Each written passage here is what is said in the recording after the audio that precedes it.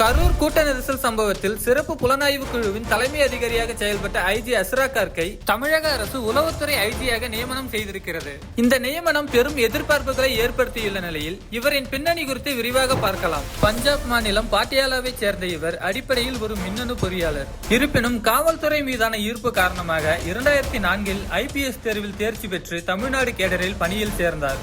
திருப்பத்தூரில் உதவி காவல் கண்காணிப்பாளராக தனது காவல் பணியை தொடங்கிய அஸ்ரா கார் 2008 திருநெல்வேலி மாவட்ட எஸ்பியாக நியமிக்கப்பட்டார். தொடர்ந்து மதுரையிலும் பணியாற்றிய இவர் தென் மாவட்டத்தில் தலைவிரித்தாடிய கந்துவட்டி கொடுமை, கட்ட பஞ்சாயத்து ஆகியவற்றை கடுமையாக கட்டுப்படுத்தினார். மேலும் மதுரையில் கிரானைட் குவாரி முறைகேடு, நில அபகரிப்பு தொடர்பான சம்பவங்களில் எந்த அழுத்தத்திற்கும் அடிபணியாமல் அதிரடி காட்டினார். அதைத் தொடர்ந்து தருமபுரி, தேனி ஆகிய மாவட்டங்களில் பணியாற்றிய அவருக்கு 2018 DIG-யாக பதவி உயர்வு அளிக்கப்பட்டது. பின்னர் சில ஆண்டுகள் மத்திய அரசு பணியில் இருந்த அவர் மீண்டும் 2022 தமிழ்நாட்டுக்கு திரும்பினார். தற்போது வடக்கு மண்டல ஐஜியாக பொறுப்பேற்ற இவரின் கண்காணிப்பின் கீழ் சென்னை, திருவள்ளூர், காஞ்சிபுரம், வேலூர் உள்ளிட்ட மாவட்டங்களின் சட்டம் ஒழுங்கு இருந்தது. அதே வேளையில் கரூரில் 41 பேரை பலி வாங்கிய கூட்ட நெரிசல் சம்பவத்தில் தமிழ்நாடு அரசு சார்பில் அமைக்கப்பட்ட சிறப்பு புலனாய்வு குழுவுக்கு தலைமை பொறுப்பேற்றார். இவை அனைத்தையும் விட குறிப்பாக இவர் வடக்கு மண்டல ஐஜியாக செயல்பட்ட போது கடந்த ஆண்டு நவம்பரில் திருவள்ளூர் மாவட்ட காவல்துறையில் இவரின் குழு 2 நைஜீரியர்கள் உட்பட ஒரு பெரிய சர்வதேச மெத்தபெட்டமின் கடத்தல் கும்பலை முறியடித்தது.